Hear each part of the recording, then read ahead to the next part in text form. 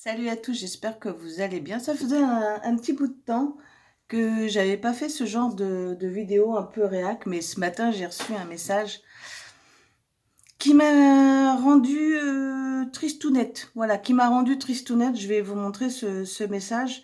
Et d'ailleurs, je viens de répondre et je comprends pas qu'en 2023 ça soit comme ça. Donc je vous montre tout de suite le message. J'ai reçu de la part de Isa Travan 2697. Elle me dit, ou il me dit, je ne sais pas si c'est un garçon ou une fille, un grand merci Eve pour les 5 astuces que je vais de suite noter. J'ai pris des cours de harpe pendant une année. Ma professeure dont je tairai le nom m'a littéralement brimée. Du coup, j'ai acheté la magie de la harpe et le monde des lutins et je me dis, si un adolescent arrive, je peux le faire aussi. Je me suis abonnée sur ton site.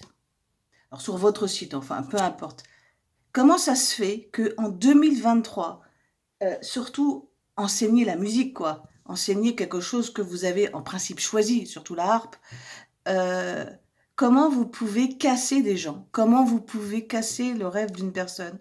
Je veux dire, je dis pas tout le temps à mes élèves, oh, vous êtes merveilleux, oh, c'est super, etc. Non, je leur dis, bon, là, voilà, ça va pas, etc.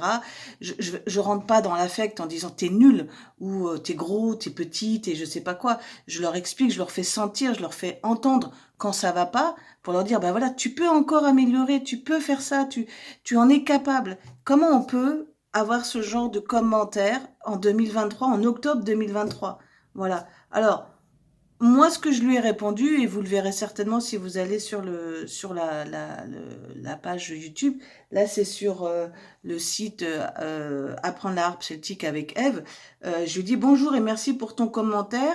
Je suis attristée par ton histoire, mais je ne comprends pas qu'en 2023, il y a encore des gens qui enseignent de façon négative et qui ne se rendent pas compte de l'impact que cela a sur une motivation à une personne. Moi, j'ai bien connu ça quand j'étais à l'école, hein, les peut mieux faire, voilà. Ne travaille pas assez. Enfin, vous voyez, tous ces genres de conneries que les profs disent. Mais sache que tu n'es pas seul et surtout que tu n'es pas là ou là seul. J'ai malheureusement bien souvent ce genre d'histoires qui me sont rapportées et c'est bien dommage. Et c'est vrai. Et elle est pas, oui, je sais pas si c'est une fille ou un garçon, il n'est pas le seul.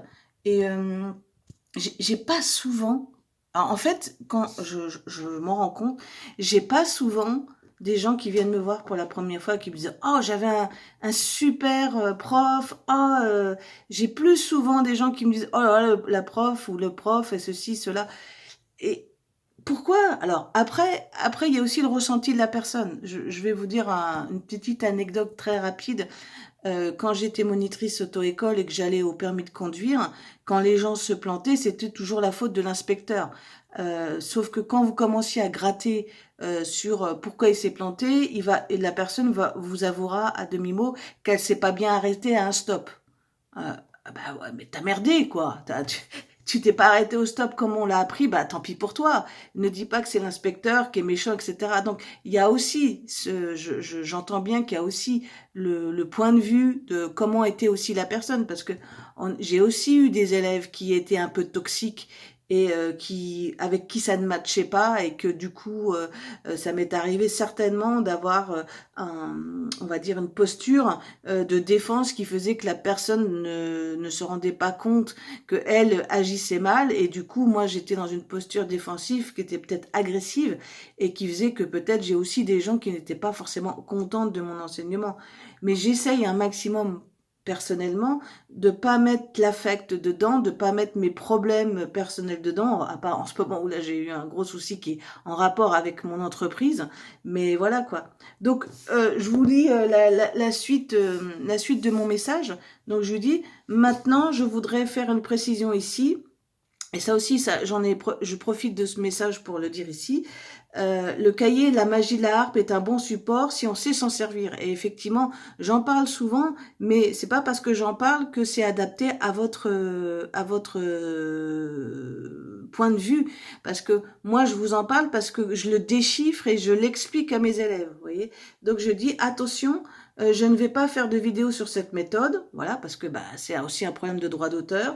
Cela reste le jardin secret de mes élèves, mais il existe suffisamment de vidéos sur ma chaîne pour trouver beaucoup d'inspiration pour travailler. Et ça, c'est vrai, si vous êtes curieux et que vous prenez le temps, vous allez trouver plein de vidéos où je vous explique plein de trucs, voilà quoi.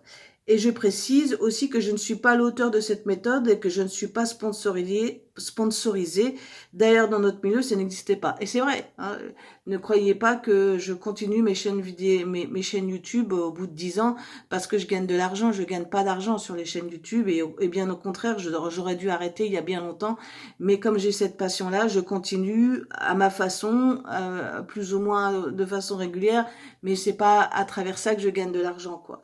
Et je dis, et si la maison d'édition est au courant de la pub que je leur fais, elle se garde bien de le dire, mais c'est une autre histoire. Et ça, c'est vrai. C'est-à-dire que j'ai jamais reçu de message de la maison d'édition disant « Ah, merci Ève, c'est super, etc. » Non, ça aussi, ça fait partie du jeu, ma pauvre Lucette. Dans ce milieu-là, à part si vous êtes d'un certain niveau ou d'une certaine culture, on va pas vous faire de cadeaux. Hein. Ça, je vous le dis, pour les gens qui rêvent de vivre de ce milieu-là, c'est pas comme ça que ça marche. Créez-vous votre propre business et créez-vous vos opportunités vous-même. Ça sera ni les marques de harpe, les mécénats, ça n'existe plus vraiment. Enfin, en tout cas, dans mon milieu à moi. Après, la harpe classique, c'est un autre milieu qui est encore très différent, qui ne m'intéresse pas du tout, mais je vous le dis, voilà quoi.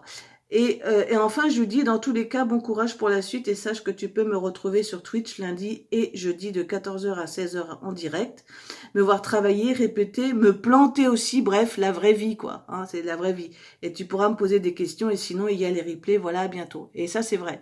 Donc, si vous avez des questions, n'hésitez pas à aller sur Twitch. Aujourd'hui, je suis beaucoup plus active sur Twitch, parce que ça me permet de gagner du temps. Je ne gagne rien, hein, je vous le dis encore, parce que là, à l'heure actuelle, j'ai même pas 50 abonnés, donc je n'ai pas de sub, etc. Et puis même si j'en avais, je pense que je gagnerais très peu, mais ça me permet de continuer. Et je sais pas si vous avez remarqué, mais ça fait quand même 20 ans que je fais ça. Et je suis ma ligne directrice, c'est-à-dire que moi, ma passion, c'est d'enseigner, de transmettre, quitte à ce que je bouffe pas, voilà, je vous dis, hein, ou très peu. Donc moi, les points de retraite, j'en aurai très peu, mais je suis alignée dans mes convictions. Voilà. Après, un jour, certainement que je vais le payer, mais en attendant, je reste focus sur ce que je suis un maximum, même si je suis comme tout le monde, je peux faire des erreurs. Je suis pas parfaite, mais voilà. Donc tout ça pour vous dire que il y en a marre des professeurs et j'en ai autour de moi. Hein, je le sais, qui n'ont plus la foi. Et je peux le comprendre aussi parce que c'est pas facile d'enseigner tous les jours avec la pression qu'on peut aussi vous mettre par rapport aux structures, hein, parce que vous avez aussi les structures, les directeurs pédagogiques, les directeurs d'école qui vous mettent la pression et ça c'est pas évident. Au bout d'un moment, même Dominique Bouchot le disait hein, dans son interview, voilà, à un moment donné, c'est bien aussi d'arrêter, de prendre sa retraite, de passer à autre chose. Et il est très content, lui, a priori, de ne plus enseigner, même s'il adore la harpe. Et ça, voilà, ça, c'est le point commun qu'on a tous d'avoir cette passion. Mais maintenant, il fait autre chose et c'est ok et c'est normal. Maintenant, ne punissez pas les élèves parce que vous en avez assez et que vous avez plus la foi. Voilà. Donc j'espère que ce petit coup réactionnel, on va dire ça comme ça, vous a permis de mieux comprendre mon point de vue et peut-être que vous vous retrouvez là-dedans. Voilà, donc écoutez, n'hésitez pas à laisser votre point de vue et tout. Je sais qu'il y a des gens qui aiment bien aussi dire le contraire. C'est aussi ok, c'est aussi votre point de vue à vous. Voilà, ça faisait un bout de temps que j'avais pas fait un petit coup de gueule sur Instagram et puis aussi ça sera aussi sur TikTok. Mais voilà, je voulais vous en parler. Dans tous les cas, je vous souhaite un bel octobre 2023, un bel automne et je vous dis à bientôt. Allez, salut!